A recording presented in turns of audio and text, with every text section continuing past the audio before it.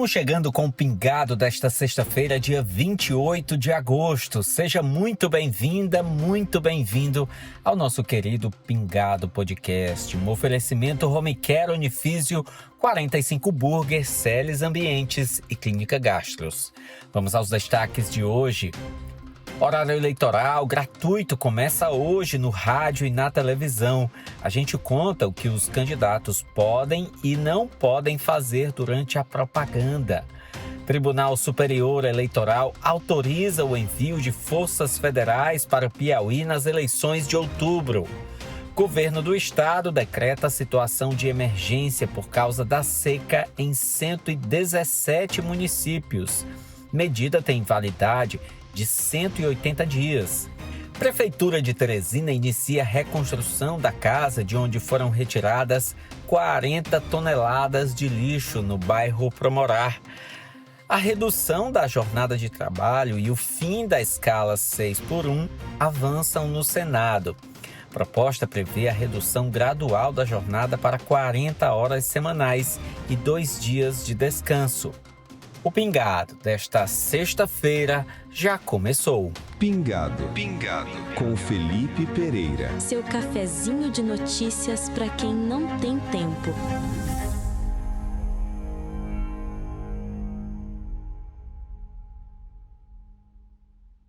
O horário eleitoral gratuito no rádio e na televisão começa hoje e marca uma nova etapa da campanha das eleições 2026. Até o dia 1º de outubro, os candidatos vão ter espaço para apresentar propostas e conquistar o voto do eleitor.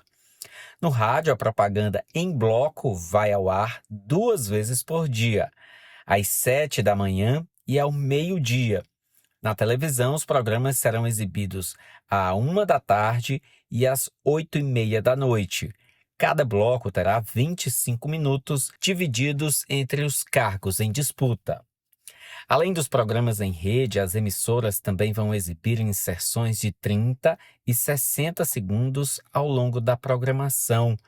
Ao todo, serão 70 minutos diários de inserções, distribuídos entre 5 da manhã e meia-noite. A propaganda também será dividida por dias.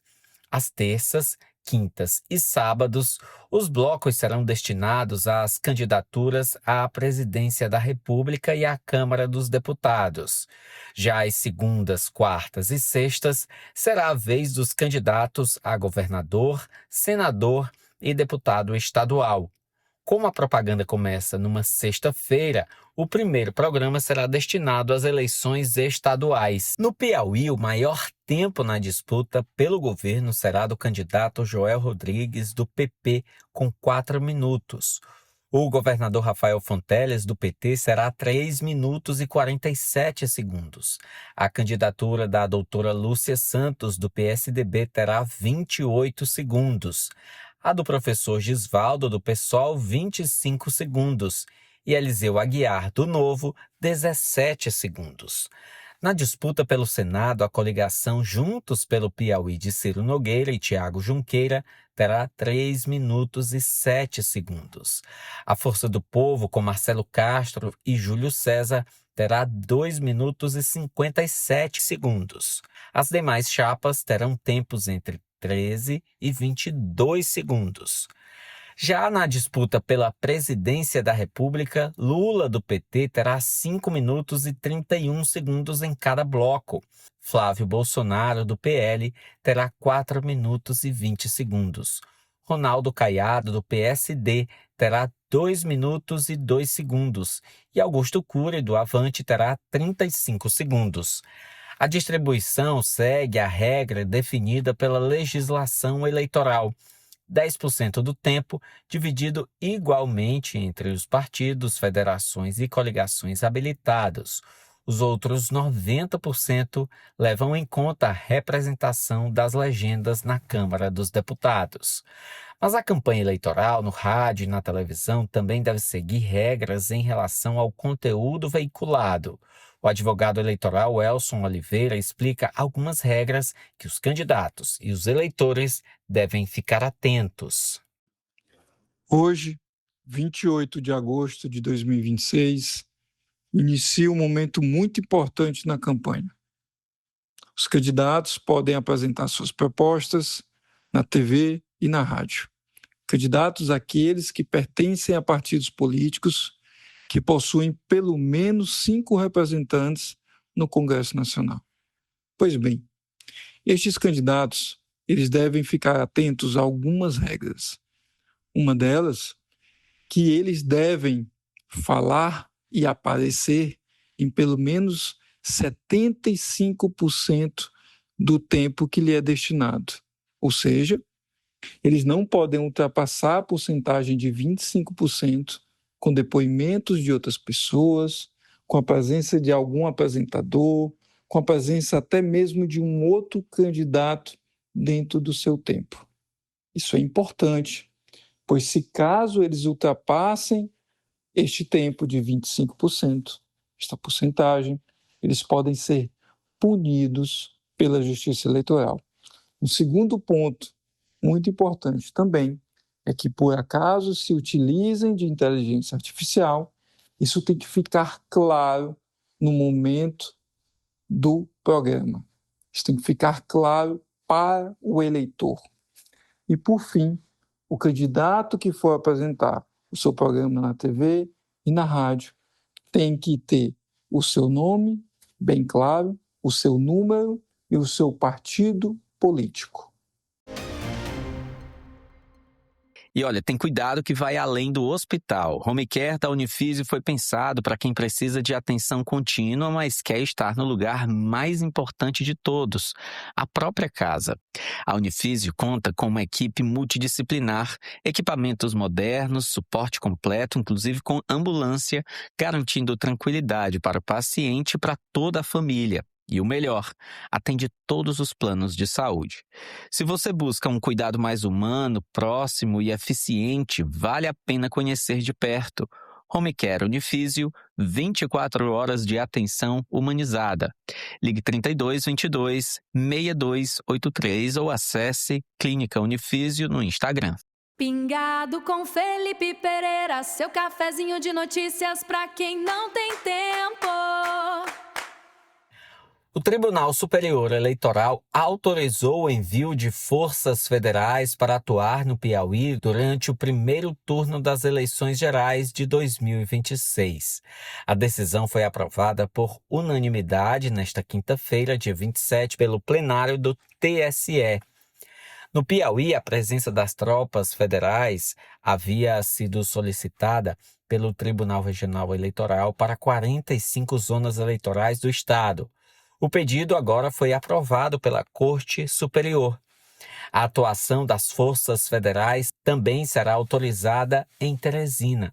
A capital piauiense está entre as cidades que terão reforço na segurança durante a votação no dia 4 de outubro. O pedido do TRE do Piauí foi aprovado por unanimidade em julho. As solicitações partiram de juízas e juízes eleitorais de diferentes regiões do estado. Entre as justificativas apresentadas estão a polarização política, a extensão territorial das zonas eleitorais, a complexidade logística e a necessidade de garantir segurança ao eleitorado durante o processo de votação. O Ministério Público Eleitoral foi favorável ao pedido. O governo do estado, por outro lado, havia informado que, sob o ponto de vista da capacidade operacional das forças de segurança locais, não havia necessidade inicial de tropas federais. Mesmo assim, o TRE entendeu que o pedido dos juízos federais deveria ser mantido.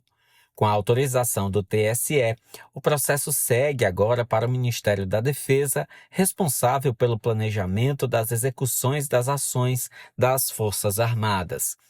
As forças federais poderão atuar em apoio à segurança e à logística das eleições, com o objetivo de garantir a normalidade da votação e o livre exercício do voto. Além do Piauí, o TSE também autorizou o envio das forças federais para municípios do Tocantins, Ceará, Acre e Rio de Janeiro. Fala, craque! O Grupo 45 tá de casa nova. Agora a 45 Burger e a 45 Pizza estão juntas num espaço gigante, mais confortável e com muito mais variedade. Anota aí. Fica na rua Visconde da Parnaíba, 1615, no Ininga, bem em frente ao novo Colégio das Irmãs da Zona Leste. Pingado com Felipe Pereira. O governo do Piauí decretou situação de emergência em 117 municípios do estado afetados pela seca. A medida foi publicada pelo Diário Oficial e tem validade de 180 dias. O decreto, assinado pelo governador Rafael Fonteles, leva em consideração dados técnicos que apontam para a redução das chuvas. O aumento das temperaturas também. A diminuição da umidade do solo e o comprometimento da disponibilidade de água em diferentes regiões do estado também foram levados em conta. A análise foi elaborada pela Sala de Monitoramento e Previsão da Secretaria Estadual de Meio Ambiente e Recursos Hídricos e considera as condições climáticas observadas e as perspectivas para os meses de julho, agosto e setembro de 2026. Com o reconhecimento da situação de emergência, o Estado e os municípios atingidos podem adotar medidas administrativas para enfrentar os efeitos da estiagem, de acordo com a legislação. Entre as cidades incluídas no decreto estão Picos, Oeiras, Floriano, Paulistana, São Raimundo Nonato, Corrente, Uruçuí, Canto do Buriti, Simões, Fronteiras, Piripiri e dezenas de outros municípios. Ao todo, são 117 cidades em diferentes regiões do Piauí que passam a estar sob a situação de emergência decretada pelo governo do estado. O secretário estadual de Defesa Civil, Eduardo Apolônio, explica como o estado vai atuar nos municípios mais afetados pela seca. Esses municípios que optaram fazer parte do decreto agora terão uma maior facilidade para acesso a recursos federais para ações emergenciais, como, por exemplo, a Operação Carro-Pipa. E aí a gente reforça a nossa atuação, nossa responsabilidade nessa integração da Defesa Civil do Estado com os municípios, para minimizar os efeitos desse período de estiagem que se aproxima. A Celes Ambientes chega como uma nova fase da Only Acabamentos. Acabamentos finos de alto padrão, porcelanatos, pisos, tetos vinílicos, metais, louças e pedras naturais com escolhas pensadas para valorizar cada projeto.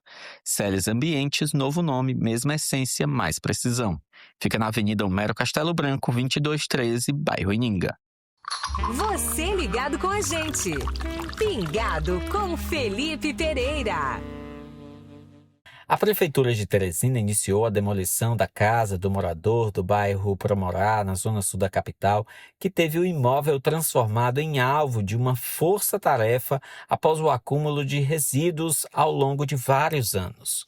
Na primeira etapa do trabalho, foram retiradas cerca de 40 toneladas de lixo. Depois da limpeza, a casa passou por uma vistoria da equipe de engenharia da Superintendência de Desenvolvimento Urbano Sul.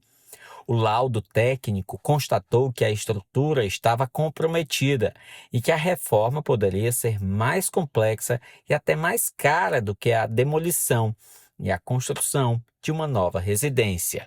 O superintendente da SDU Sul de Teresina, Isaac Menezes, explicou como vai funcionar o processo de reconstrução da casa. Então, os laudos identificaram que a estrutura estava bastante precária, instalações praticamente inexistentes e que teríamos até um gasto maior em fazer adequações de reforma do que fazendo a demolição e a reconstrução. Então, isso foi definido através de um laudo técnico de engenharia. Então, após esse laudo, levamos ao prefeito, o prefeito concordou, e hoje nós providenciamos, dia 27 de agosto, a demolição da unidade. Iremos daqui para frente, com cronograma estipulado de 90 dias, reconstruir aquela unidade nos mesmos padrões habitacionais que ela já tinha. Então ela terá 2 quartos, sala, cozinha, banheiro, enfim, dentro daquele mesmo padrão. Sr. Carlos, ela receberá uma habitação digna, salubre para a sua moradia. A previsão é que a obra seja concluída em até 90 dias. Durante esse período, o senhor Carlos, morador da casa, vai permanecer em uma moradia garantida pela empresa onde atualmente trabalha. Além da limpeza e da reconstrução da casa, a força-tarefa envolveu outros serviços de assistência e acompanhamento do morador. Quando o assunto é saúde, não basta parecer bom, é preciso ser seguro por dentro. Você sabia que existe uma certificação que avalia tudo o que acontece nos bastidores de uma unidade de saúde? Desde protocolos, fluxos internos, decisões clínicas, tudo para proteger quem mais importa, o paciente. A Clínica Gastros conquistou a Organização Nacional de Acreditação Nível 3, o mais alto padrão de excelência em saúde no Brasil. Isso significa que tem procedimentos seguros, cuidado contínuo e decisões pensadas para reduzir riscos e salvar vidas. Clínica Gastros, cuidado que acolhe, excelência que resolve. Pingado com Felipe Pereira. Pingado. A redução da jornada de trabalho e o fim da escala 6x1 avançaram no Senado. O relator da proposta na Comissão de Constituição e Justiça, o senador Omar Aziz, do PSD do Amazonas, apresentou parecer favorável à proposta que reduz a jornada máxima de trabalho no Brasil para 40 horas semanais. O senador manteve integralmente o texto que já havia sido aprovado pela Câmara dos Deputados e rejeitou as 12 emendas aprovadas pelos senadores. Pela proposta, os trabalhadores passarão a ter direito a 2 dias de repouso semanal remunerado, sendo um deles preferencialmente aos domingos. O texto também estabelece que não poderá haver redução de salário em razão da diminuição da jornada. A mudança seria gradual. 2 meses após a promulgação da PEC, a jornada máxima cairia das atuais 44 para 42 horas semanais. 1 ano depois, o limite seria reduzido para 40 horas. A tramitação da proposta no Senado havia ficado paralisada e foi destravada há pouco mais de 10 dias após uma reaproximação entre o presidente Luiz Inácio Lula da Silva e o presidente do Senado, Davi Alcolumbre. Nesta semana, os dois participaram de um almoço ao lado do presidente da Câmara, Hugo Mota, quando foi definida a pauta do esforço concentrado do Congresso na próxima semana. Entre as matérias que devem ser analisadas está a PEC, que prevê o fim da escala 6x1. A previsão é de que a Comissão de Constituição e Justiça do Senado vote o parecer na próxima quarta-feira. Se for aprovada, a proposta ainda terá de passar por 2 turnos de votação no plenário do Senado. Para ser aprovada, serão necessários pelo menos 49 votos favoráveis em cada um dos 2 turnos. Na Câmara dos Deputados, a proposta foi aprovada com ampla maioria. Pingado com Felipe Pereira. Seu cafezinho de notícias para quem não tem tempo.